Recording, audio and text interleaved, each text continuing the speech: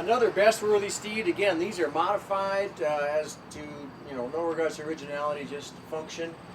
And you know, I say this all the time, but I love this category too. It's someone's expression of what they see in a bicycle, or how they can use it or adapt to themselves. Mark's doing it. Yeah.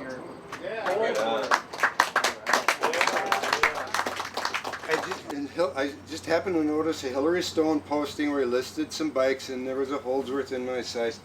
And it was just the frame, the fork, strange bottom bracket, strange headset. And he listed the paint as being good, and in the pictures that looked like a good description. The decals you listed as terrible, and they were. And it turns out all the crap in the paint, all the marks, it was all on the paint. It took 2 days to clean this sucker up, but that's the paint that was on it. Wow. And and Hillary Stone should have known better. He says this is from the 60s. And the model? This is the Super Mistral. This was the next to the top of the line. The top of the line was this with fastback stays. And if you're getting a Holdsworth, you want that big, broad, wraparound stay. The frame weighs 4 pounds 2 ounces, and it rides like a dream. But now there is this movement to bring back long stays, generous clearances, low bottom brackets. I mean, I could go out and buy a Rivendell, and except for the extended head tube, it'd be this. Nice. And it looked rough enough that I got it for. I got it for 170 pounds, 90 pound shipping, came to a little over 400.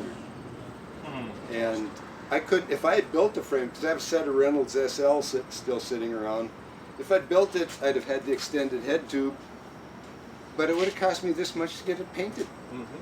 And Dave Siskind, who a lot of us know, has 5 Holdsworths, and so he had 2 sets of, these are just stick-ons, but I figured, okay, it looks like hell, I won't repaint it, I just want a rider. And then it comes and I clean it up, I go, oh shit. I'm going to have to be careful with this one. What a terrible predicament. The gray is both simple but elegant at the same time. Yeah, and I had these beautiful brakes for 25 years waiting for use for them. They're the Japanese copy of the Mayfax, only more adjustable. Only I forgot about one thing about Mayfax is the first ride out on it, nobody wanted to ride near me because they were so loud. So now they got 3 times the toe end of a normal brake. But the British frames, British components outside of the hubs and the frames were not that great. I just went with whatever was best from, whatever, or like, these are the second best shift levers ever made after the Sturmey trigger. And but they're from the 70s. But modern derailleurs, modern cranks, modern wheels. But it's just nobody's. This was the pinnacle of frame building.